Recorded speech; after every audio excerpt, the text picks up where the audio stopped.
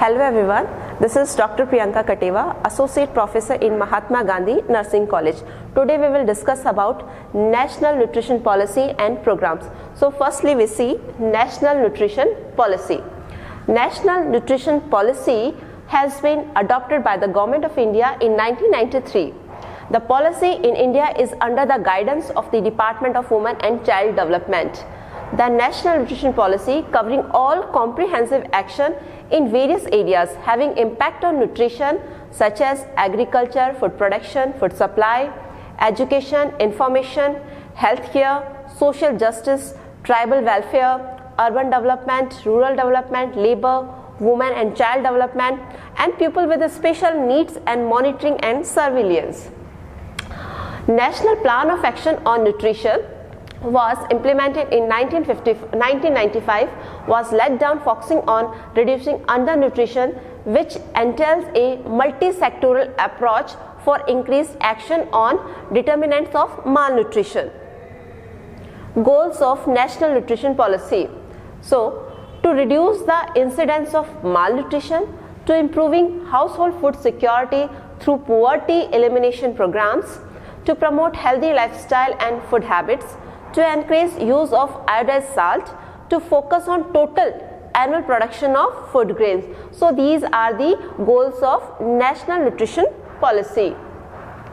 Now see strategy of National Nutrition Policy. The core strategy under National Nutrition Policy is to solve the problem of nutrition through direct and indirect nutrition interventions for vulnerable groups, which will improve and create condition for improved nutrition. So these are following we can follow. First one, direct short-term nutrition intervention. It includes nutrition interventions for especially vulnerable groups such as child below 6 years, adults and girls, pregnant and lactating mothers, expanding the safety, facilitating behavior change among mothers, reaching the adults and girls, and ensuring better coverage of expectant mothers. And fortification of essential food items with appropriate nutrients, popularization of low-cost nutritious food prepared from indigenous and locally available raw material, control of micronutrient deficiencies among vulnerable groups, universalization of ICDS scheme, Integrated Child Development Services scheme by the year 2020. Distribution of iodized salt should cover all areas of the country.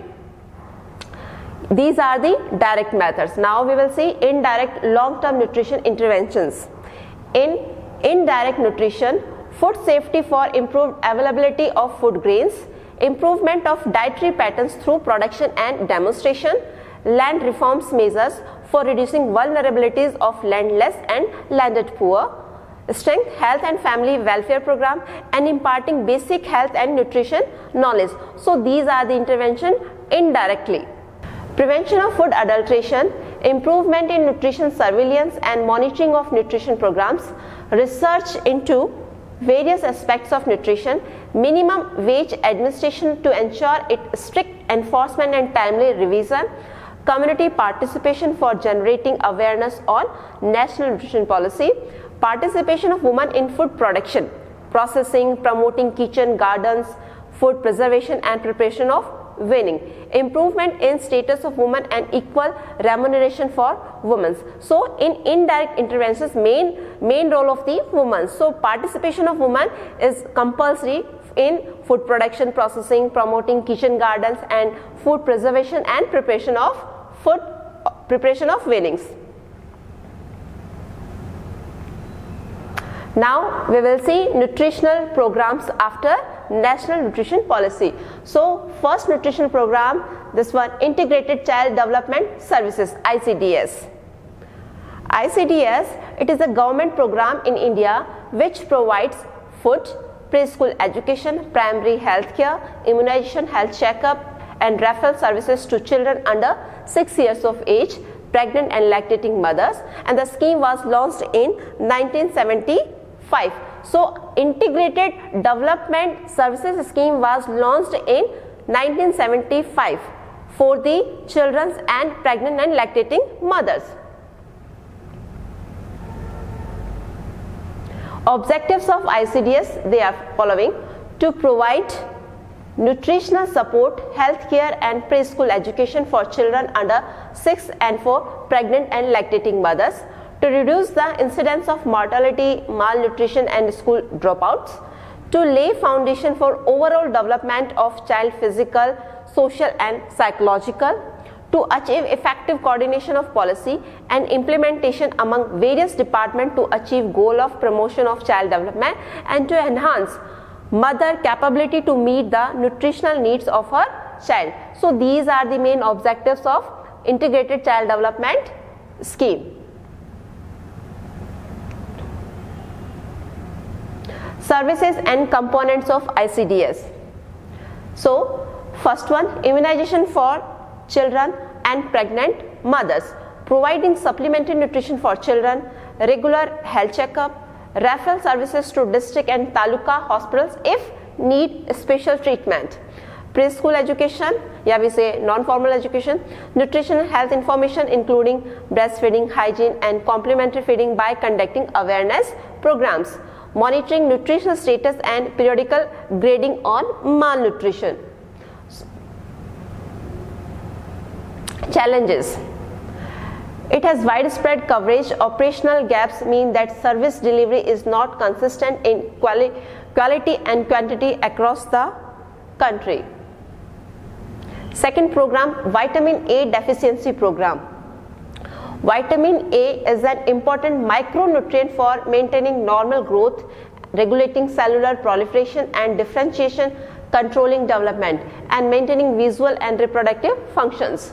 The blindness due to vitamin A deficiency was one of the major cause of blindness in children below 5 years. In 1970, National Vitamin A Prophylaxis Program against nutritional blindness was initiated by Ministry of Health and Family Welfare as a centrally sponsored scheme.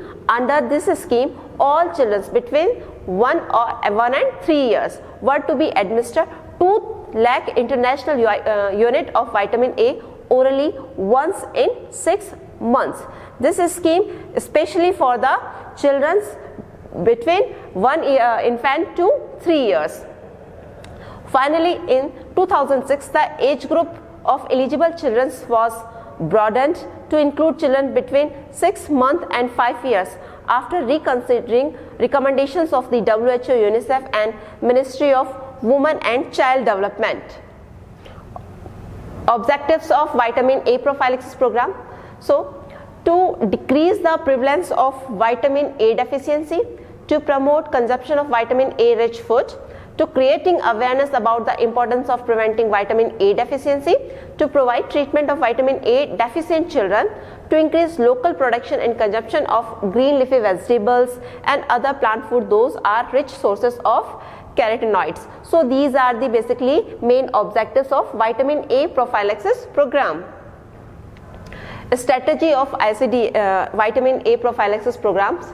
So in this, prophylactic vitamin A administration as per the following dosage schedule: 1 lakh international unit at 9 months with measles immunization, 2 lakh international unit at 16 to 18 months with DPT booster, 2 lakh international unit every 6 months up to the age of 5 years. So a total of 9 mega doses are to be given from 9 months to 5 years of age. So enhance the coverage eye care services in tribal and underserved areas. So provide proper breastfeeding education to mothers, strengthen the NGO participation in the program, shift the eye camp approach to surgical approaches, expand the World Bank project activities. So these are the basically main strategies of vitamin A prophylaxis program. Next one, midday meal program. Next program, midday meal program, also known as a school lunch program. Firstly, it was introduced in Tamil Nadu, was the first to initiate a massive noon meal program to children. The midday meal scheme was launched in primary schools during 1962 to 63 to combat malnutrition and improve the health of the school children.